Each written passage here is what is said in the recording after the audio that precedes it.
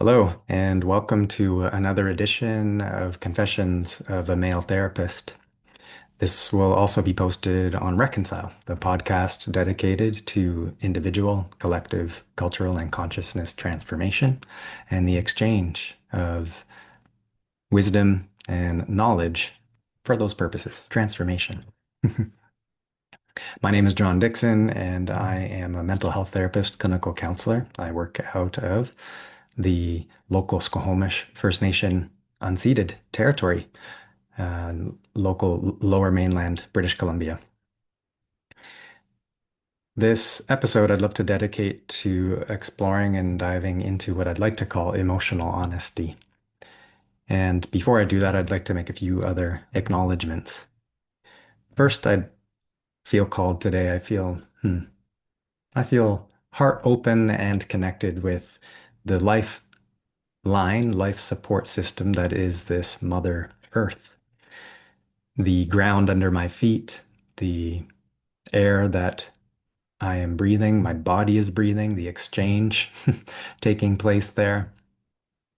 I would not be here without that, and it feels important to acknowledge that. I would say, as a confession, this is something that continues to feel really integral and important to me, and to, yeah, in my own evolving spirituality, offering appreciation and reverence and acknowledgement for, yeah, this, yeah, again, this lifeline that gives me life, that gives all of us life. That's this human family. And again, truly acknowledging the local land, the spirit of this land, the ancestors of this land. As mentioned, the unceded territory, the Squamish Nation, the Coast Salish people. And I mean, if you live in North America, well, the history of the Americas is, yeah, ridden with hmm, hmm, trespass and a lack of acknowledgement. So it feels relevant and important in this practice, this contemporary age, to continue to be real about where we live and where we come from, how we got where we are, and all the human suffering that has taken place to, yeah, have us be living where we are. Much more could be said on that. Deserves to be held, I think, sacredly and spoken to very uh, heartfully. And perhaps that will weave itself through the remainder of this episode. I would also like to acknowledge all of my teachers, all of our life teachers, that we have knowledge and wisdom at all, ancestral wisdom, knowledge from various spheres, wisdom traditions.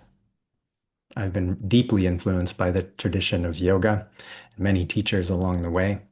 And that's a practice that I engage in daily that informs the way I view life and experience life and practice, I would say. Engage in a life practice that brings me into what yoga means, union, union, communion.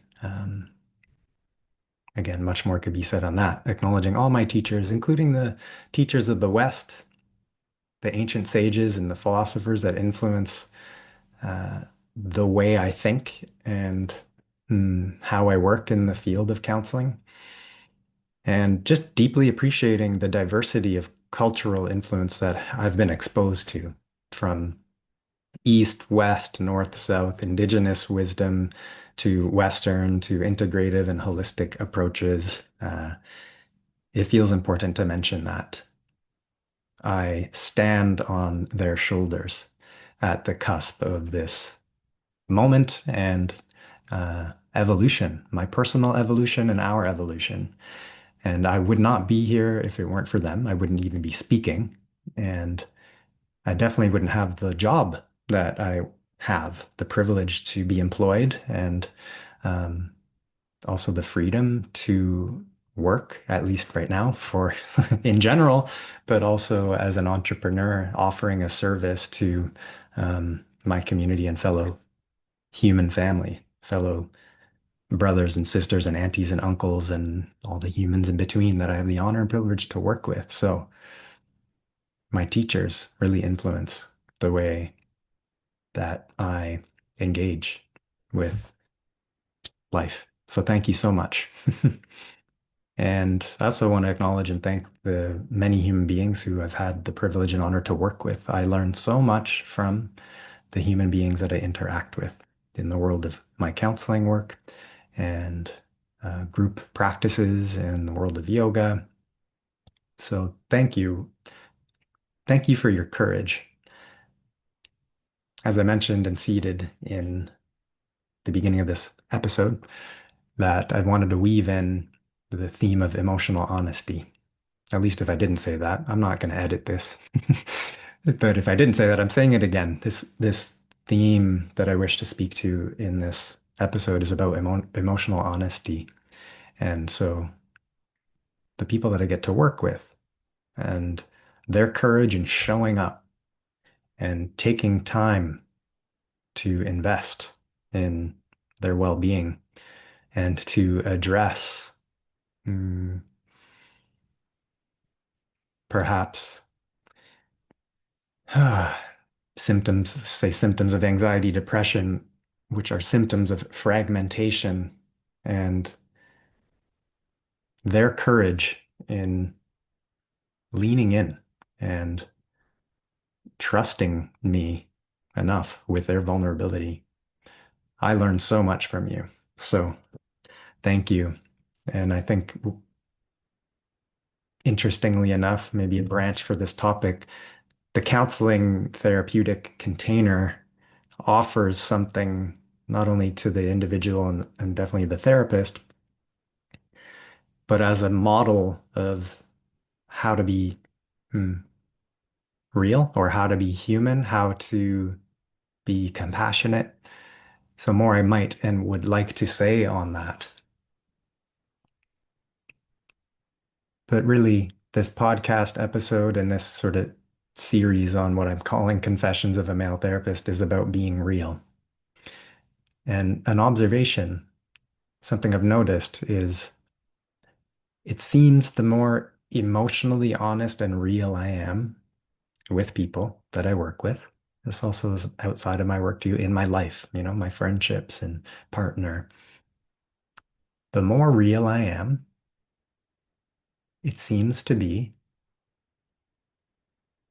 not only the more real my clients get, but the sort of the better they get in the sense of they feel met. There's something about being real as a therapist that disarms and maybe gives permission to people to recognize, oh, like, okay, I can like that's what like my humanity is welcome here. Okay. Like that can be a corrective experience in some ways, whether implicitly or explicitly, that I give permission to the fellow person in front of me to be real, to be themselves, can be uh yeah, a healing corrective experience. It can be an insight. It can support somebody coming from a disintegrated, fragmented, and disassociated place and bringing them into association, reassociation.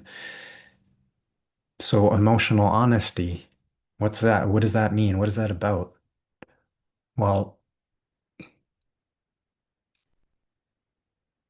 hmm, this could go in so many directions. And if you listen this far, maybe you're wondering, well, yeah, where is this going? Like emotional honesty. Okay, so like being honest with how I'm feeling, uh, being honest with the diversity of my feelings. I'll give an example, both from my client work and personally. So even leading up to doing this, I will be transparent and say that this isn't easy for me. I notice when I start to speak, maybe the ball gets rolling a little bit, but I confront a lot of resistance in this for multiple reasons. One, I'm aware that the public eye and ear of this, um, but also not only resistance I feel called to giving voice to something that's moving through me based on a collection of lived experience and observations from other fellow human beings and just attuning to life. And that calling moves a significant amount of energy in me. I feel in my bodily experience butterflies when that happens and a sort of heart fluttering. Usually communicates to me, gives me some information. Oh, there's something, not only I, but like life. Life wants to communicate something through me. So in my work with people, at times, often a theme that comes up is I feel stuck. I feel like so much that wants to be expressed. Hmm. But there's fear and resistance and a lot of narrative stories around I don't, I'm not allowed or, some common things that are shared is like it feels like too much, I'm too much, or it's not enough, or so there's something to be looked at there. And for a lot of folks, it seems that this is a collective thing, is, and there's where the emotional honesty piece comes in, is not actually being taken seriously, not having someone's humanity taken wholly, heartfully seriously is is unfortunate. We live in a fast-paced world. This current contemporary cultural, intercultural context is, the norms sort of produce and sort of maintain uh, uh, hmm, a kind of a dissociation, a collective disassociation from taking the dignity and the heart of being human really, truly, deeply, sincerely serious.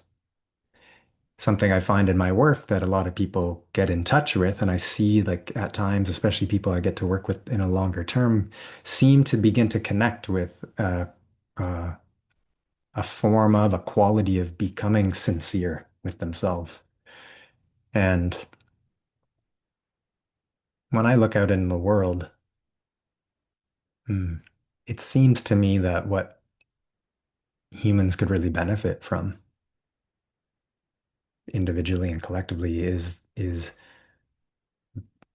hmm, embodying this quality of sincerity.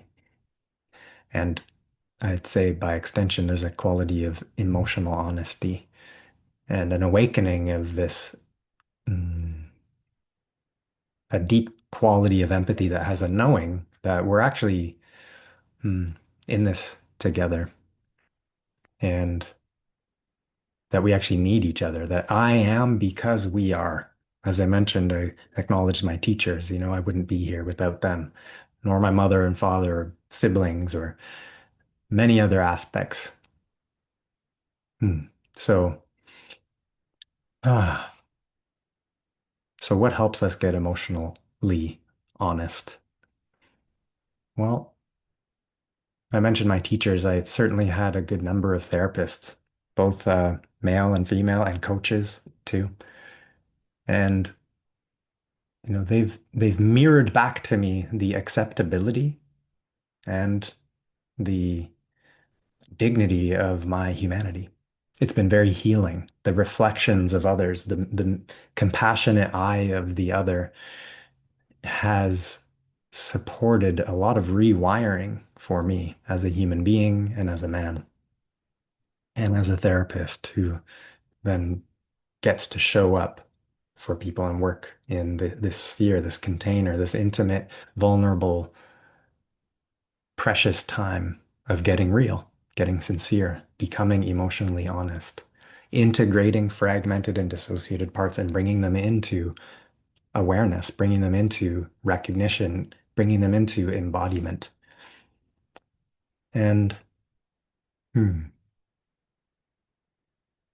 it takes courage to do that because in that can not only we're confronted with a profound kind of intimacy and closeness, which for some has been traumatic, but then trauma aside, in a way, we're then simultaneously or at the same time confronted with the bare fullness, the full intensity of life, our emotional and energetic experience. So that's also our vitality, though. So when I work with people who feel stuck, at times I'll ask them, well, what do you stand for? Or, yeah, what on the other side of the stuckness, what's the vitality bumping up against? What's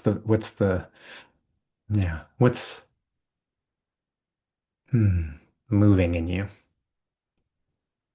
What breaks your heart? What calls you? So further to this Confessions of a Male Therapist, what's helped me open up more? Because I will say it's been a hell of a journey. Lots of learning. And, um, I mentioned my human teachers, but I've definitely been supported over past decade, decade and a half by various plant teachers, plant medicine, sometimes they're called, that have really opened my eyes, honoring and acknowledging ayahuasca, peyote, Santa Maria, and also the non-plant medicines too, things like MDMA and other quote unquote drugs, the pharmacopoeia of these allies when used in a sacred and ceremonial way. What an honor and privilege it's been to be invited to various forms of ceremony and to be shown what it could be like to live with an open heart. A lot of these medicines are heart-opening medicines. Some folks have described them as cognitive tools. Some have described them as supporting inner standing, understanding from the inside. Some others have talked about them as medicines of grief and love. There's sort of an epidemic, it seems like not only a phobia of death, but also uh, an atrophy in the skill of how to grieve. And it seems to be in my work with people, human beings, when grieving the loss of or the absence of aspects of self through for all the reasons, right? All the traumas, the big traumas, capital T and the little t, and the missed opportunities, the missed opportunities for attunement and connection. In the reconnection process, there is oftentimes the grief that comes up around the loss and what was missed. So, my goodness, are we ever resilient and complex beings? Hmm.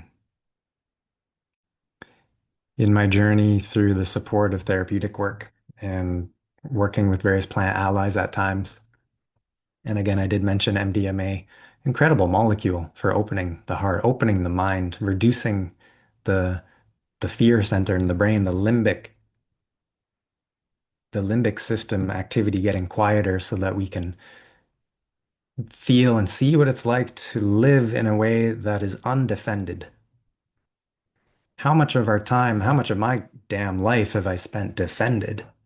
So much energy, so much suffering, so much neurotic, painful confusion around, yeah, my being too much, my being not enough, and all these, everything there in between. And so defending in ways, and my path has been one of being quiet. So this is partly why doing this is, well, quite an experience for me. Sort of an open view to this, the human behind the therapist hat. And hmm, it does us well, it seems. It's done me well. Grateful for learning about all the ways my intelligent system, your intelligent system, defends itself psychically, psychologically, emotionally, physically, of course. When it comes to therapeutic context, though, oftentimes confronting, coming to hit a wall of recognizing that these defensive strategies that have helped us survive until this certain point where enough is enough, or you're exhausted, or the depression has gotten so bad, or the anxiety is so overwhelming, or the relationship you've been in, short or long term, is on the edge of ending, or the addiction's no longer working, you name it. We're confronted by a bit of the insufficiency, that it's time to take a look at and honor and acknowledge all those protectors, those loyal protectors that helped us survive, and now are holding us back psychically, spiritually, emotionally, mentally, vocationally, relationally. So, how do we transform them? In the internal family systems lingo, how do we support protectors' roles changing into more adaptive? How do we move from learned helplessness into learned effectiveness? Well, part of my bias as a therapist is I think we really need each other. As one of my dear teachers says and shared, and paraphrasing, Terry Patton is his name, lovely human being. It's going to be collaboration in the deepest kind of collaboration that is going to actually save us as a species on this planet. And it's actually the collaboration that is the reason for our evolution. It's an immense strength and resource that culturally, it seems, has kind of been pushed aside, especially in the individualistic culture. That's the lens through which I have been influenced and see also outside, inside.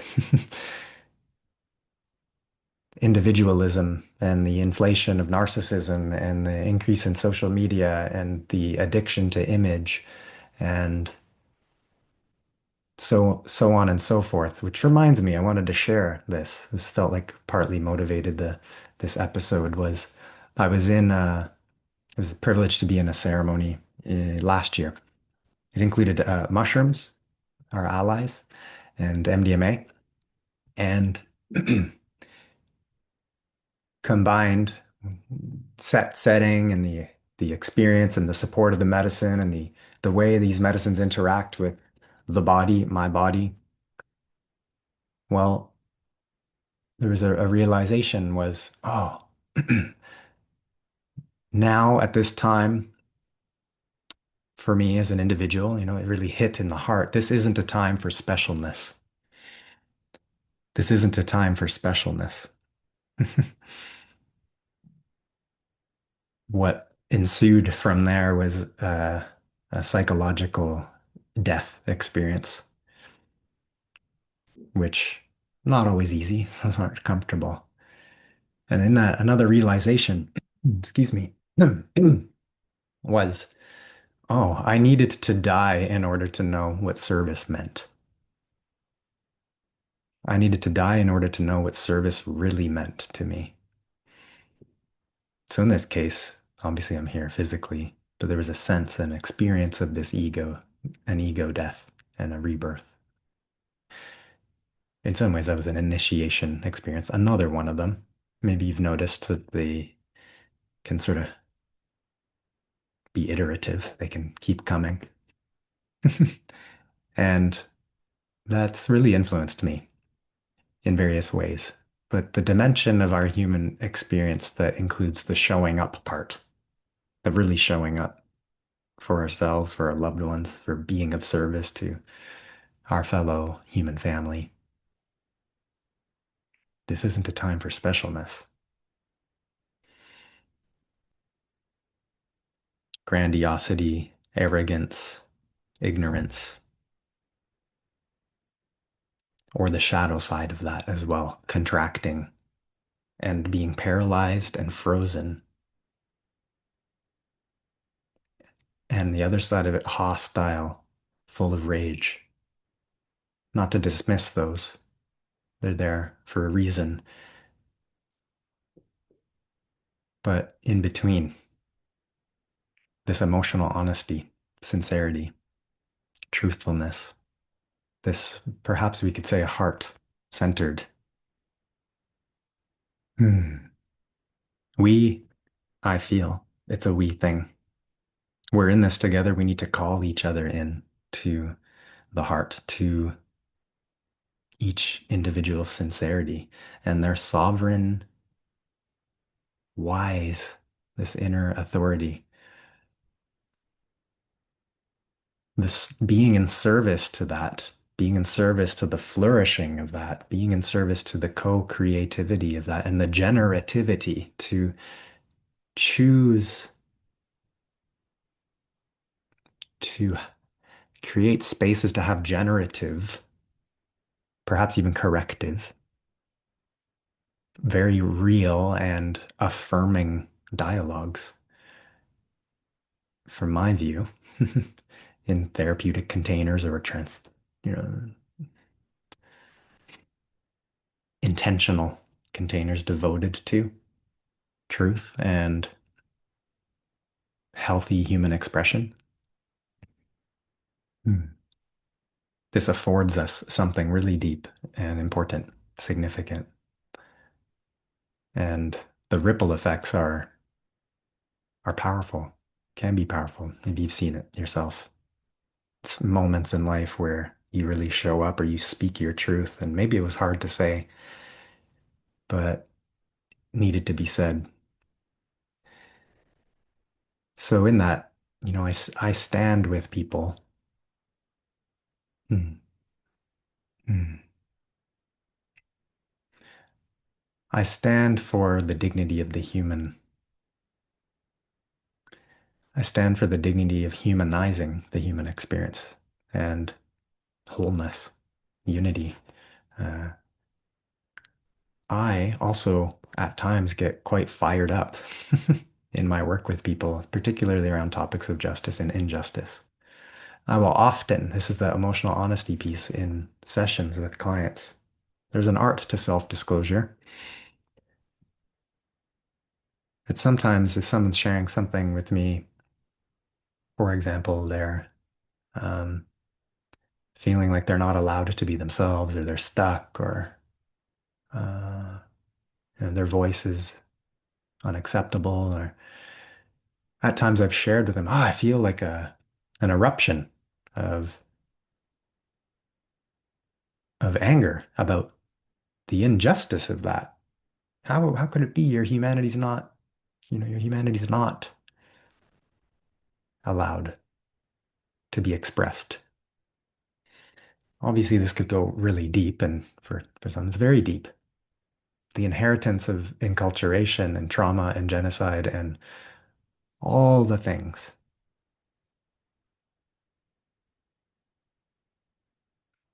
What is it about lending our sense impressions and a feeling to another human being that might be supportive?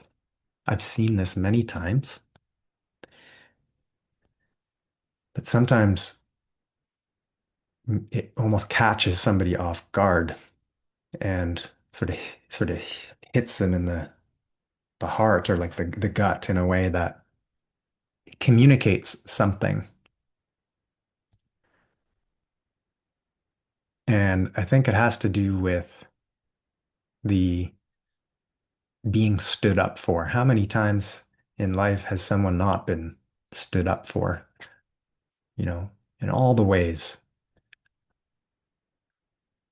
So not only in the therapeutic hour, right, but outside of therapy, we human beings, I guess it comes back to this we thing. When we offer emotional honesty to someone and we like lend our heart and sort of communicate, wow, I actually really I see you. For the unmet parts of the human experience. This this is an act of justice. This is an act of reconciliation from unreconciled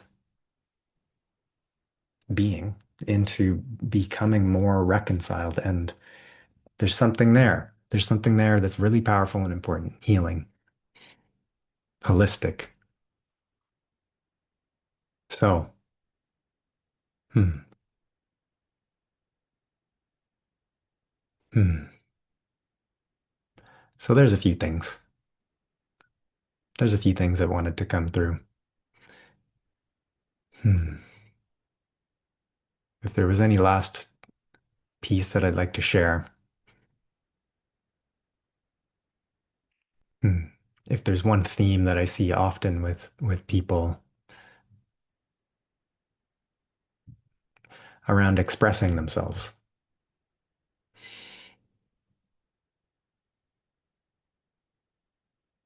I'll leave an example with an example. Hmm.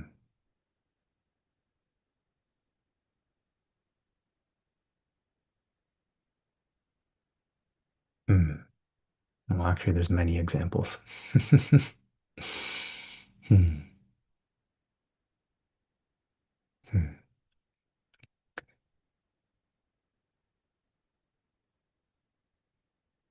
It feels like a risk at times to express one's truth, to express one's emotional honesty can feel risky to the part of us that mm,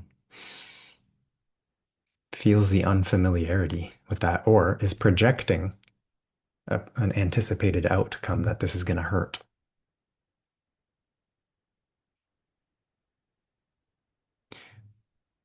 We have an opportunity, we could say, in any moment, this is our moment collectively and as individuals in any moment mm, to mm, words are falling short now. Acknowledge our own humanity, to slow down and listen.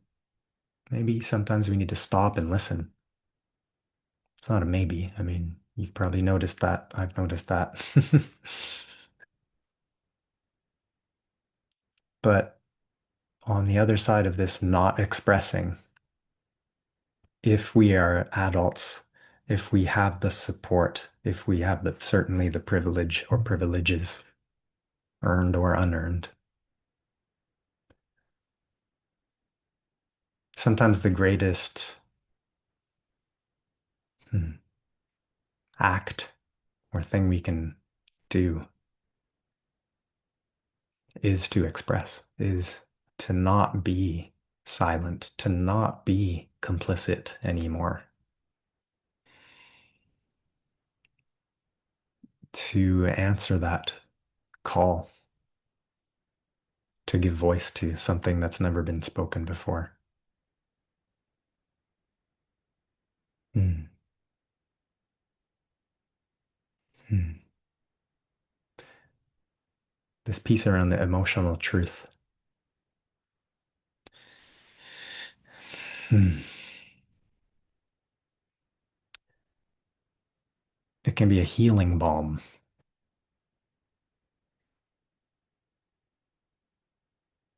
Hmm. Someone needs to hear. what you have to say. Someone needs to hear your truth. Somebody is starving for relational connection.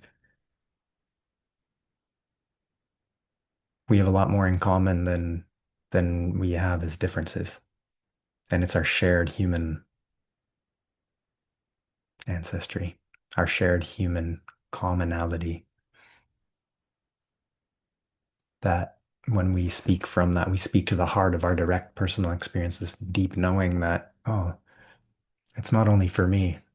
So as I finish here, I tune into that. Life has been urging me to say a thing or two about this topic of,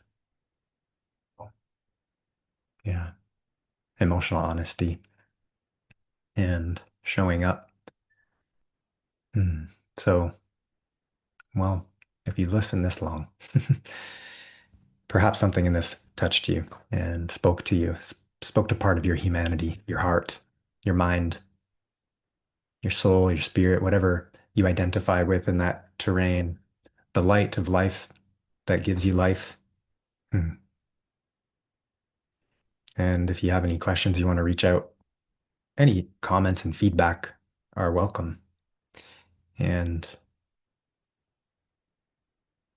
yeah, as well, if this resonated in a way that you think maybe some human being might need to hear it, feel free to share. Yeah. This impulse to share that we have, isn't that something? Hmm.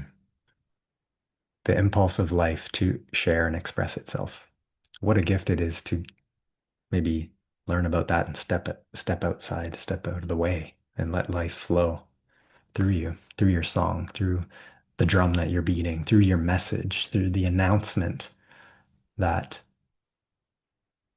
calls you, what you were born for, why you're here. I enjoy meeting people in that space. And yeah, it motivates me to show up to do what I do. And I see and feel a joy in hmm, the joy of being human, but the joy of being real and discovering, like, what does that mean? What does it mean to be really real? And all this artificial intelligence coming up. Oh, my goodness. So, thanks for listening.